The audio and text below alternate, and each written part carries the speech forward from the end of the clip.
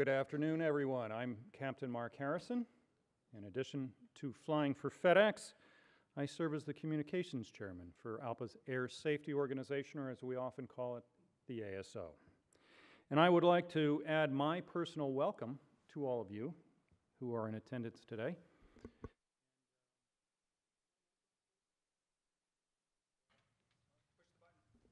Yeah, okay, we'll stay with that. And I would also like to thank Captain Gannon for his sincere remarks. This is a tremendous attendance today. How many of you are first-time attendees? Would you please raise your hands? Thank you very much. Thank you. We hope to see you back next year, and we hope to need a bigger room. If you are like me, I know many of you look forward to this program all year long. And we have a fantastic program again this year, and thanks to the hard work of numerous ASO representatives seated out here now, and also our staff in the back, our ASO staff and our entire ALPA staff and our communications folks back there. And with those introductory remarks, I'm going to ask Captain Wolfgang Koch, ALPA's Air Safety Organization Security Chair, to lead us through our first panel. Wolfgang, it's all yours. Good afternoon, everyone, and welcome to the panel, the first panel of the 63rd Annual Air Safety Forum. I am Captain Wolfgang Koch, the ALPA Aviation Security Chairman, and I'll be moderating this panel. The subject we will be addressing this afternoon is how aviation stakeholders are keeping pace with today's aviation security needs. In May of this year, the TSA released the Public Area Security Framework document.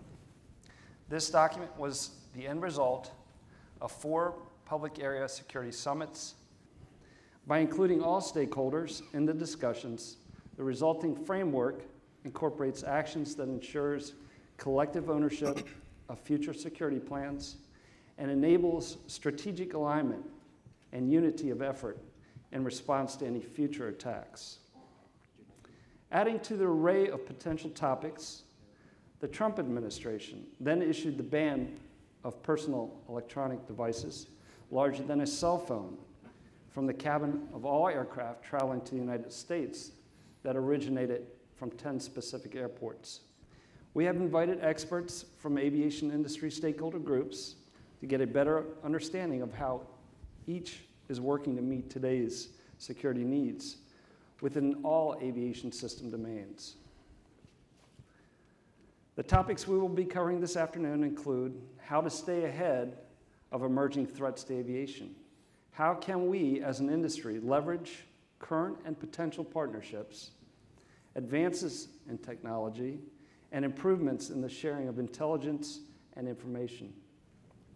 Securing the flight deck, air domain, and airline operations. How do we better protect the flight deck and improve the deployment of FAMs and FFDOs? In securing the air domain, how do we improve emergency communication protocols to better defend against security threats once aircraft are airborne? And how can we better secure our airline operations system-wide? Lastly, the insider threat, jump seat, and supernumeraries. Focusing on the process used to produce and the initiatives introduced within the recently released TSA Public Area Security National Framework, how can we address the threats presented by insiders, jump seaters, and supernumeraries on our aircraft? The panel we have assembled today are true experts in their field and bring a wealth of knowledge and expertise in the security to the respective areas of responsibility. I ask that each of you to introduce yourselves and offer any opening thoughts. We will then open the floor for questions. Mr. Saucier, the floor is yours. Thank you, Mr. Chair. So good afternoon, everyone, and thank you to everyone here and everyone joining us on the webcast today. Also, I want to extend my appreciation to ALPA, which is giving us this opportunity to be able to speak to the members and be able to discuss with you like this important subject, which is aviation security. I'm Mario Saucier. I'm the Acting Director General Aviation Security at Transport Canada. So I was pleased to see that this important topic is, in fact, I was assigned a panel, and in fact, like the first panel of the day right here. So that's quite interesting for us. Civil aviation safety and security are shared responsibility, and that requires a strong partnership between government, industry, and all the stakeholders that are involved in that activities. And of course, that includes like ALPA and all the pilots. That is a big portion of that. So basically, during my opening remarks, I will basically focus on the topic 1 and 2 of the discussion, which is the emerging threats to aviation, the communications. And so that's going to be the area that I will focus more. So let's get started with the first topic. With respect to how to stay ahead of emerging threats to aviation. This area is also including like an area where how can we, as an industry, leverage the partnership with the intelligence and sharing information, and this therefore like building a stronger system. So I'll be touching on that and how we came about at Transport Canada to establish that. So in terms of communication and engagement, in Canada, like following the event of 9/11, we've established a group which is known as the Advisory Group on Aviation Security, which comprise of senior representatives from the aviation industry, labor groups, government, department, and agencies. So by bringing this group together, we built a stronger communication network. We're able to better share information, and that is bringing us the more information to come up with solutions addressing the real problems. As part of this membership, of course, ALPA is a key member. They're a partner of the advisory group, and we need the information from the associations to inform our decision going forward, whenever we develop like policy or we have to develop standards to better protect our system against the threat in aviation security. So the advisory group itself has a well-established communication process, communication tool. It's managed by Transport Canada, and we're using secure mechanism, secure portal to basically have that exchange of information whenever we need to communicate with the stakeholders on emerging threats that comes to civil aviation. For that portion, ALPA has a strong voice in that group.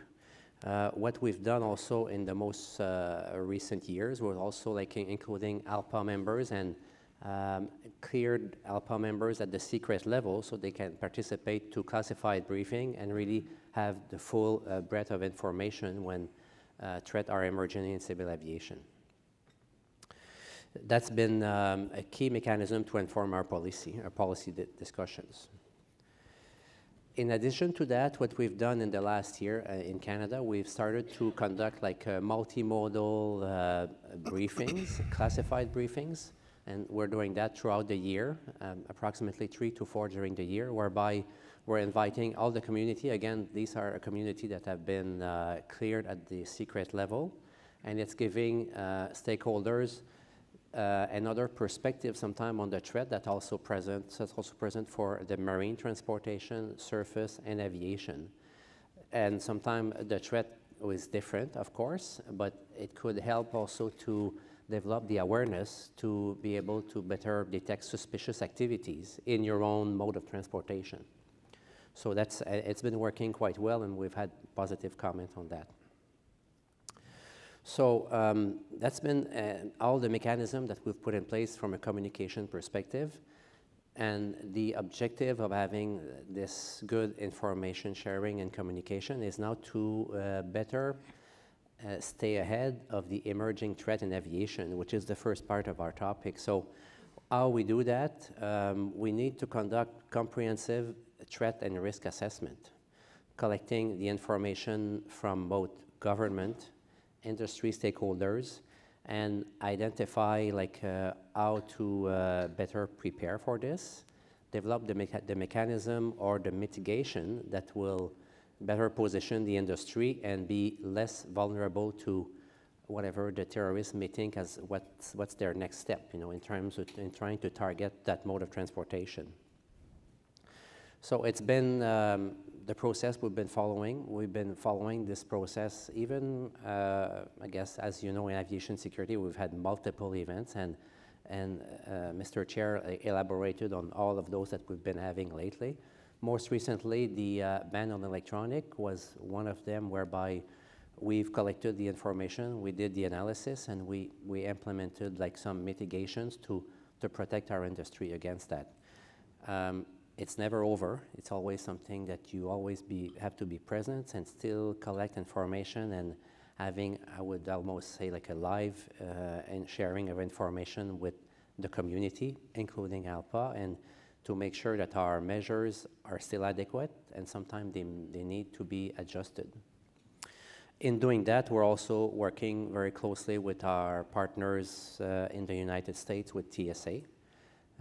It's been a strong partnership in the last 15 years that I've been in security myself, and it's continuing very proactively right now. Other element that we need to look at that's been emerging lately, it's the landside security aspect.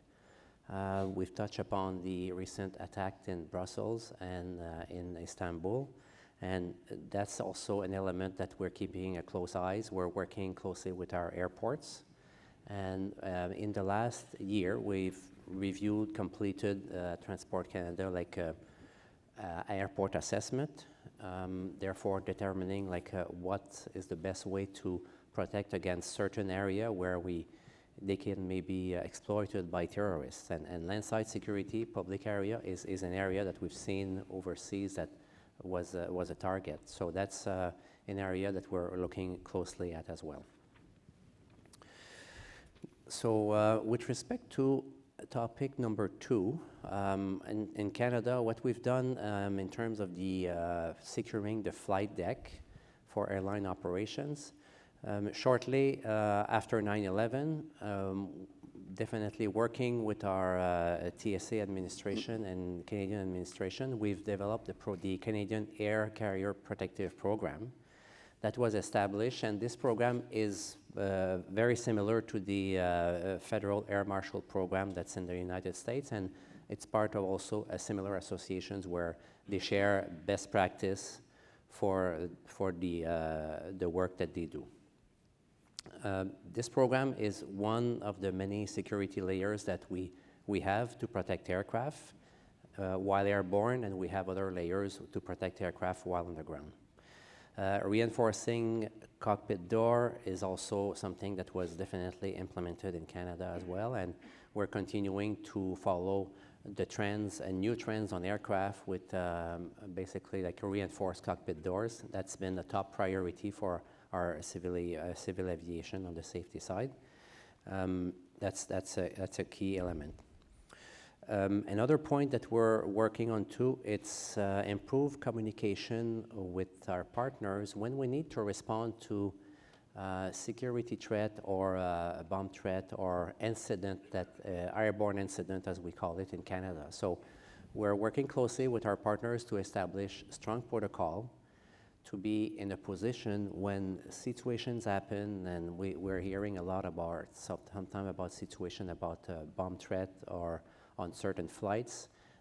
In the last 2-3 years, we've had a lot of situations whereby social media were used or other mechanisms were used by people to send messages that were triggering a response where we had to react quickly, work with the corporate security of the airlines, and put in place protocol to be able to respond to that in a safe and efficient manner. So that's been a top priority also in the last 2 years, because these types of events have increased. In terms of security program, we've been working with our partners, airports, airlines, to establish a security framework and require them to put in place awareness program with their staff, their personnel, so that we ensure that everybody is building a security culture, a security culture that's aware of what could be detected as a suspicious activities and often leading to be able to prevent and detect something before it happens.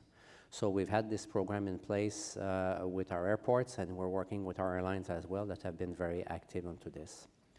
So these are some of the initiatives that we've been doing at Transport Canada, and we're continuing to work also in partnership with TSA.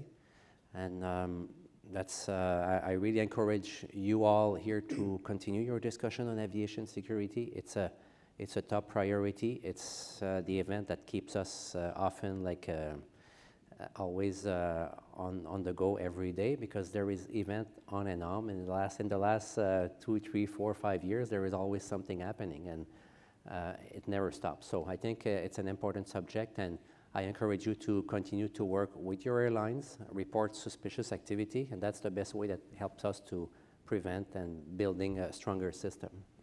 And I'll turn it to the chair. Mr. Saucier, thank you very much for your remarks there and the collaboration that you expect to see from associations such as ours and, of course, the industry partners. Mr.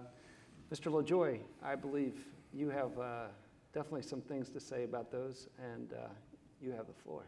Yes, so thank you, Wolfgang, and thank you to ALPA, for having me, but also for what you do.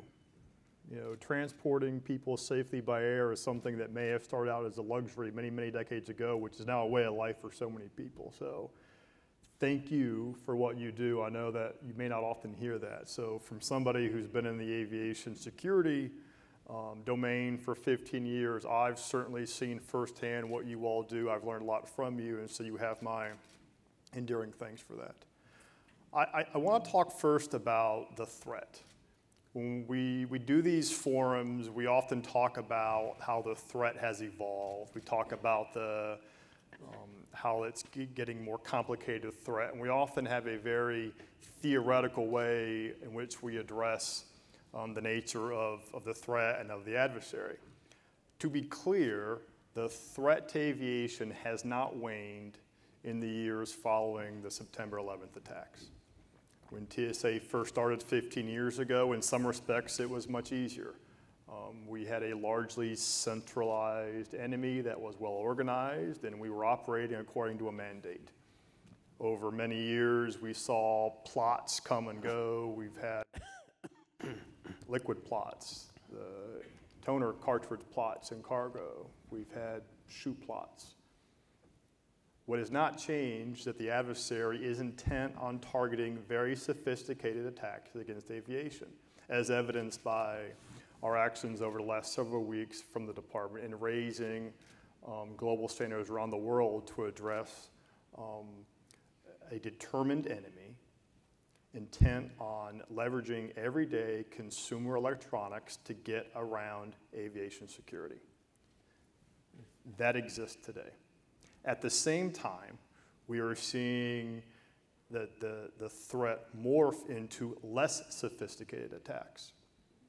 We've seen this in Brussels, we've seen this in Istanbul, we've seen this in London, in Manchester, in Nice, in Paris, Stockholm, Hamburg, Fort Lauderdale, San Bernardino.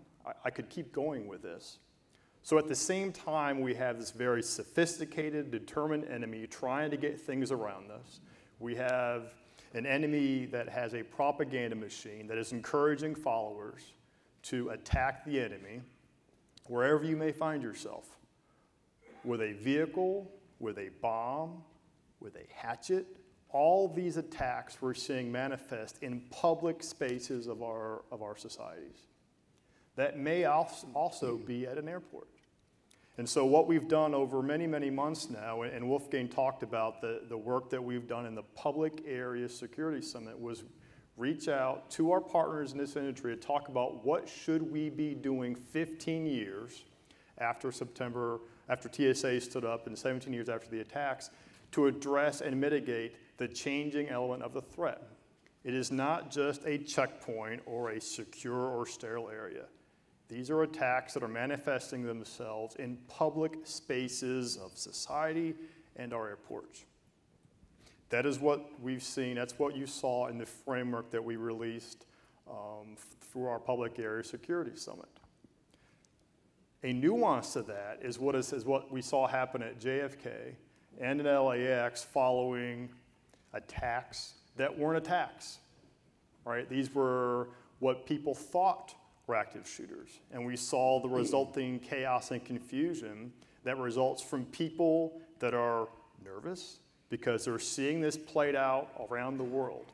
And so what might have started as a shot on TV following a gold medal win on the Olympics, or a person dressed as Zorro at LAX quickly becomes panic in an airport where you've got thousands and thousands of people that are responding to what they think is a threat, but what is now a very public safety concern for airport personnel as well as our law enforcement professionals at the airports. What is TSA doing about this? I think if you look at, as I said before, what started out for us as a mandate it was very, very easy early on. We had a number of congressional mandates that we had X number of time, 1 year to complete, right? So it was very easy to sort of sit atop this industry and fulfill its mandates. Well, that is not a recipe for success moving forward. So what I think we've learned is that our role as a regulatory organization is not to sit atop an industry and regulate, but to see ourselves as part of an industry that must maintain security, safety, but also an efficient transportation of people and of commerce. That is where you've seen us change. That is the difference you see in the Public Area Security Summit. Not handing down a regulation, but collaboration, both with our partners internationally, our partners in law enforcement, as well as our partners in the aviation industry to come together to figure out what should we all be doing. Again, this is not about checkpoints, sterile areas, and borders of an airport. To be clear, that's part of our job. But the Public Area Security Summit must mean more than that. It really is a curb-to-gate approach to how we're working with the industry to ensure the safety and security of everyone at the airport, both public and sterile sides. We talked a little bit about, what are we doing in TSA on the front lines. So I have one ask of you all. My responsibility is generally the domestic security for TSA, but it's also managing a workforce that has a tremendously difficult job of almost 50,000 people, whether it's the frontline officers, those who handle K-9, those who specialize in explosive devices, or those who inspect the entire supply industry. They have an enormously complicated job, as you can imagine, but they're very, very good at what they do. And so what we've been doing over a number of months is, to the extent we can, how can we make procedures less complicated for both the officers as well as the passengers? We've talked recently in public settings about what we're looking at changing in our bag check procedures. To be clear, this is about making things easier for the passenger while making sure we enable our officers to be as effective as they possibly can be. How can we best leverage divesting individual passengers and what we communicate with them to screen more effectively electronics or everything else we see in these bags? So if you can imagine today a checkpoint where you've got some passengers that are going through a pre-check lane, some passengers are going through a standard lane, some passengers who fly often, some passengers who never fly. And how is it that one or two officers can communicate a concise, cogent strategy to best position those passengers for transport through the checkpoint? Very, very difficult. It usually results in somebody out there yelling at a crowd of people at a big checkpoint at JFK or Orlando or LAX. That's not what we want. We want a much more discreet, targeted experience for the officer and the passenger. Sir, ma'am, why don't you divest this? Survey might see you're traveling with this. You should probably perhaps pull those things out of your bag. That is what we're doing right now and looking at how our procedures should change going through the checkpoint. This will result in a better experience for the passenger, and it will position our officers to be more effective in what they're doing at looking at these items every single day on an X-ray machine. A busy day this summer, TSOs in the airports will screen over 2.5 million people a day.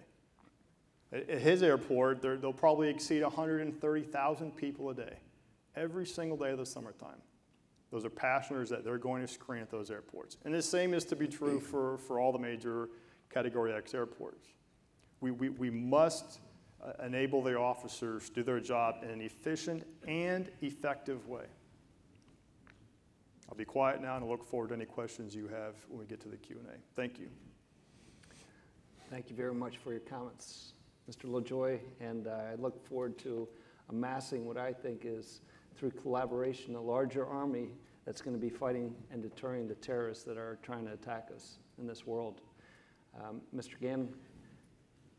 Thank you, Captain. Thank you also to ALPA for inviting me here today. A little bit about my background. I'm at LAX, but I spent 34 years with the Los Angeles Police Department. Retired there about almost 5 years ago. I came over to the airport to run security.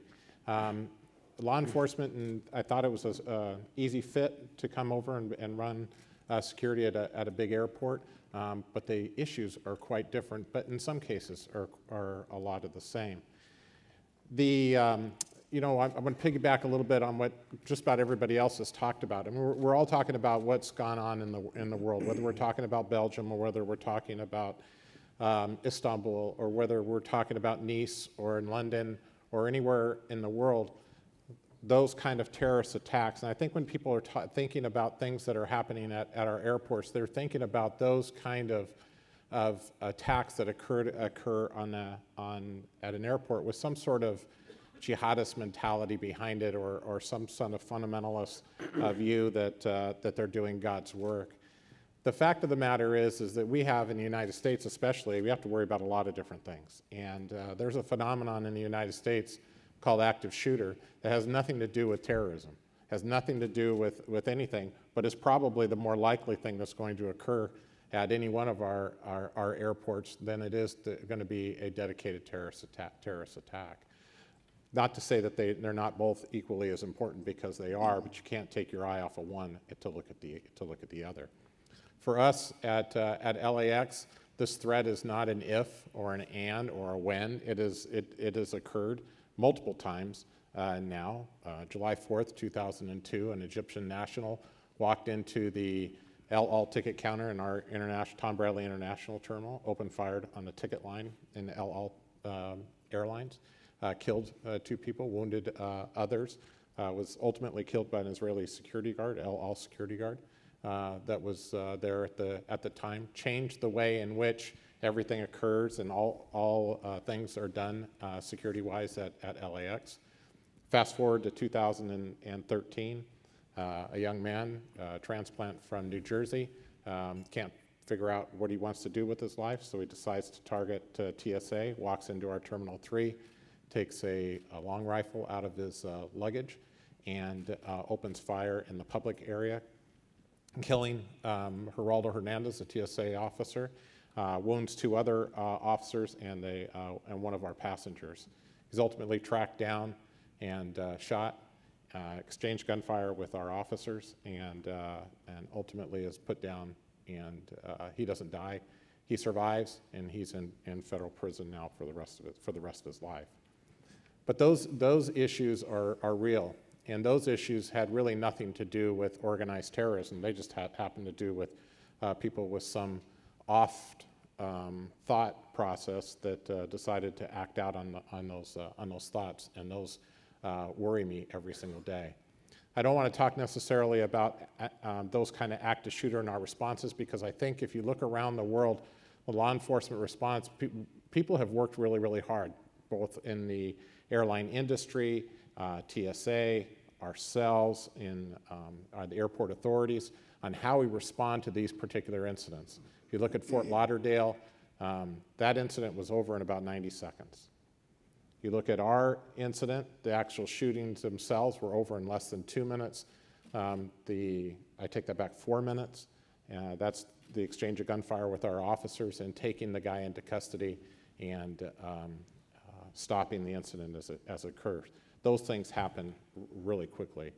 But like Darby said, in the false active shooter incidents that occurred both at LAX and at JFK and at the Fort Lauderdale shooting, it's the ensuing chaos that occurs that causes more injuries and causes more grief and more problems that we have to find as our ability to be able to manage that much better than we've managed it in the past. And it's not easy.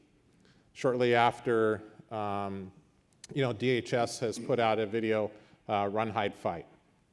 In any airport environment, we've shown that religiously across for all employees. I'm telling you right now, they got the run down really, really well.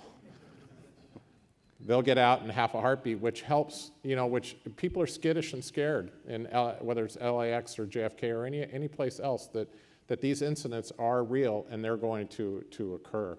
And our ability to be able to manage that chaos, not accept the fact that we shouldn't have chaos, because if you've been in the business as long as any of us have, you know that chaos is automatic. And if you train people that not to expect chaos, you're going to have a poorly trained individuals respond to an incident because they're going to be completely overwhelmed by the magnitude of it or the chaos themselves and not be able to respond to that and panic. That's something that we have to work really hard to control. Part of that response in both Fort Lauderdale and our own response in LAX was really in many respects caused by an uncontrolled response from law enforcement. Responding, trying to do the right thing, trying to get there as quickly as you possibly can, not having as much information as you possibly get, and that has a tendency to scare and frighten people. Now, in a real active shooter incident, we really want people to get out as quickly as you possibly can. We talked about shortly after our active shooter incidents about evacuating a terminal. And much like in Los Angeles, we have earthquakes and everything, and so the evacuation of buildings and those types of things is practiced on a regular basis. But the evacuation of a building as a result of an earthquake, where you have marshals that come out and put helmets on and little flashlights and vests, and in an active shooter incident, there's no time for that.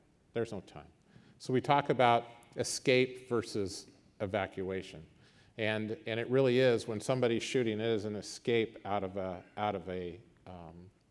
building or wherever that might occur. But whose responsibility is it to help? And when passengers see, whether it's the blue suits of airport police officers or the royal blue TSA or somebody wearing a smock from Starbucks in an airport, if they see them running, the panic is going to ensue. We're spending this entire summer from July 4th through Labor Day on a blitz to try and educate as many of our vendors and concessionaires and employees at the airport on what to do in the likelihood that some event's going to take place that needs to be, or evacuation or escape needs to take place. And the responsibility of our employees is simple. Take somebody with you.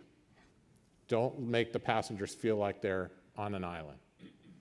If you look back at Fort Lauderdale, that particular incident occurred and they had that well under control. In the first 90 seconds, the individual was in custody, and shortly after that, they were repopulating that terminal. It was an hour and a half later, 90 minutes after the shooting, when somebody thought they heard another shot, and the reporting of these false shootings caused absolute panic along the way. We got to figure out a way how we can keep that from occurring. The other piece of it is communication. How do you communicate with people, and how do you get them on the same wavelength? We have social media in LA. People will stand there in the midst of a crisis and videotape and send something out on Twitter rather than actually save themselves. in some cases. And in some cases, they'll broadcast over Twitter things that aren't even occurring, but they think it's occurring. And our ability to be able to get out in front of that piece of information with our own social media feeds has proved to be very, very difficult. And to be quite honest, it is impossible to do. It feeds off of itself, and we have a very robust social media effort at our airport to try to get out in front of those things. But one of the things that we have done to try and get a hold of this, we've all handle on this, is that the Amber Alert process that you might see if you're traveling along. Somebody kidnaps children or something like that. There's an Amber Alert that goes out on your smartphone, and everybody is notified whether you want to be or not. FEMA has a wireless emergency alert system, much like that Amber Alert system, that we've now, our city of Los Angeles has subscribed to it, but now as an airport, we're subscribing to it. We have subscribed to it and entered into an MOA. You can enter a geofence around our airport, which allows us to put out information immediately to every cell phone in that terminal. Not going to catch everyone, but I guarantee in this particular room, if I was to survey who's got a cell phone, I'm probably going to hit about 95 or 97, 99% of the people that are here. That is really the only way now that we can get that information out as quickly as we possibly can. We're not going to prevent these incidents unless we have great intelligence. That's a challenge for all of us to get in front of that intelligence, but when that fails and we can't prevent it, we have to be there as quickly as we possibly can and respond to the real incidents and our ability to respond to the false incidents and get order restored as quickly as possible. Thank you for allowing me to speak today, and I look forward to your questions. Thank you, Mr. Gannon. You bring up a very important topic about the active shooter. And just in the past 2 days, we did have another panel in the private sector days. And one of the primary things we did address was the run, hide, and fight model. And I think we've come to the conclusion that there's something missing there. And the first one should be maybe assess, because the hysteria that's caused and the aftermath as well is doing a lot of damage. So thank you for your comments. Preston? Thank you. Well, thank you very much. And good morning to everybody. Actually, afternoon. But I'd like to say thank you for being a part of the panel. And I'm going to bring the perspective that I have as a cargo pilot to this, and that's what Wolf wanted, was somebody that would be able to bring that portion here. As it is, as Wolf mentioned, I am the vice chair for the President's Committee for Cargo, of which we then are the clearinghouse for all the cargo operations within ALPA. We have the ability to speak directly with Captain Tim Knoll for those issues, and he has been just a person that's helped immensely compared to what we potentially had in the past. We've really made some good gains on our issues, and I thank Tim for that. In the past, I was the security chairman for FedEx, so I resourced all those issues directly for FedEx and was able to interact with the company directly for the things that happened, not just domestically, but internationally for the whole operation. Before that, I was the chief pilot for Blackwater, and we supported U.S. government DOD and DOS operations over in Afghanistan and Iraq. Before that, I actually worked for an oil company and flew and was the director of aviation for them. And I also was a security advisor for them. And I started my career with American Eagle. So anybody out there that's from American Eagle, we're brothers in arms in that area. As it is, in 1998, I retired from the Navy. I was a Navy SEAL for 21 years. So I come to this perspective with a really diverse background. So as it is, Captain Knoll always states, and I want to continue to restate that, everybody that's a commercial pilot is a cargo pilot. You're either carrying cargo in the belly, or you have an all-cargo operation, which then, as several of the majors do, we carry cargo around the world. However, many of the safety and security layers that protect the passengers on regular commercial passenger airliners doesn't exist on the cargo side. It's what we kind of call a carve-out. That's not a good example of it, but under the circumstances of the new ruling of 117, cargo was not a part of that 117 ruling. In addition to that, other areas that are organic to the security for cargo is not necessarily there, at least not all the time. Cargo airlines, you know, I just want to make sure it's clear. We fly the same aircraft, take off from the same airports, we utilize the same airspace, and we fly over the same airports that passenger airliners use. However, from that security perspective, cargo operations do not enjoy the same security protections. Moreover, in the last few years, both the U.S. government and the federal and local law enforcement agencies, to include industry stakeholders, have given a great deal of attention to the increase for that insider threat. And then that's what's been addressed multiple times here today. Obviously, good security starts with hiring the right people to work inside the airport terminal and along the airport fence line with appropriate security measures that help ensure that the employees abide by the rules and regulations and the security procedures that are created and help us to create this secure veil around the airport. Perimeter security is one of the largest differences between passenger and cargo security operations. Employees at passenger airlines and around passenger terminals must go through security screening that allows them to enter the SIDA, or what we call the security display area. And in that, the key part to that is that it allows you to be unescorted. Airport ramps and gates and passenger operations all fall within the SIDA. With the SIDA gap at some of our cargo operations, access to those ramps becomes much easier. There's just times, because we are usually on the other side of the airport, that you don't or can't have the SIDA 100% of the time. So we may have just areas of operation to help facilitate loading or unloading of the aircraft. And then that SIDA protection may very well go away.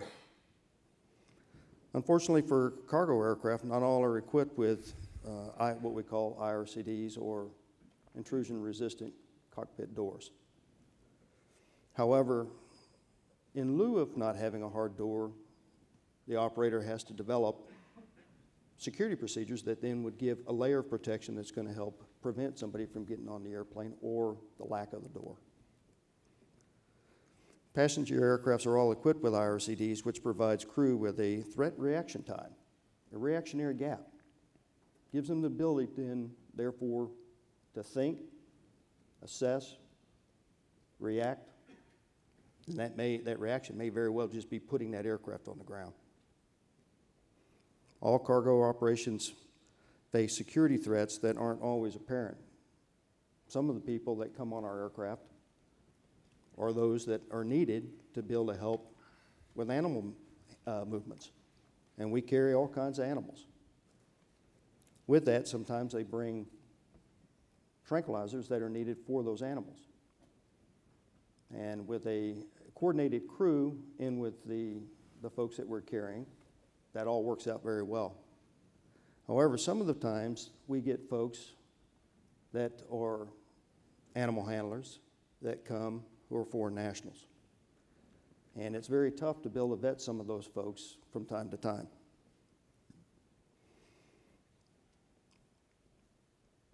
We also have that covers for both passenger and cargo operations a thing called common strategy. And that was addressed earlier today. As it is, the common strategy provides ability for us all to have a common thread, how to react, gives situational awareness, helps us then to understand and threat assessment as things happen, from the entrance of the SIDA all the way through to the aircraft, to the point of putting the aircraft on the ground and departing. The common strategy is based upon a kind of a premise that, hey, you got well-trained people, you got good procedures, and you got a hard door that helps. And then with that, we might be able to get the airplane safely back together and on the ground. In addition, all cargo flight crews, we get trained in, just like passenger flight crews, on strategies from the common strategy portion. However, with some of the airplanes that don't have hard doors, sometimes we don't have a good security procedure that will then facilitate the lack of that door.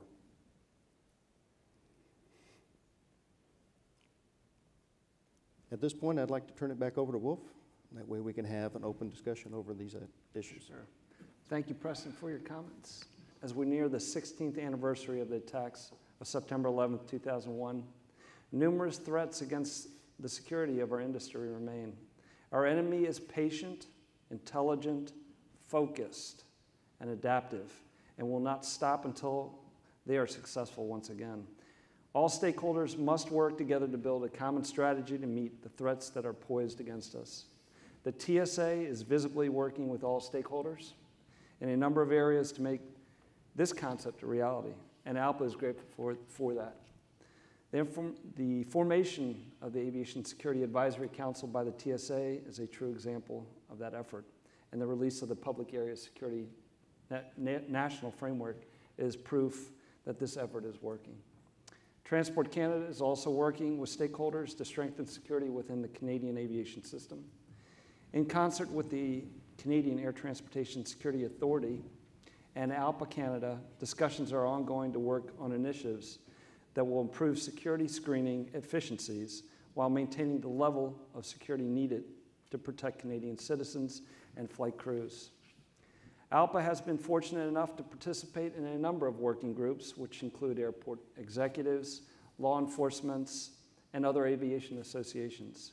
These groups advise our federal policymakers on the issues specific to the area of expertise, such as cargo, airports, international operations, all areas that require continued consideration when building a strategy to meet the ever-evolving threat. I want to thank you all for your participation, for donating your time and to participate in the necessary discussion. And I want to thank you all for the audience today, for understanding the importance of these discussions and participating in the securing of our industry. Enjoy the remainder of your ALPA experience here. Thank you.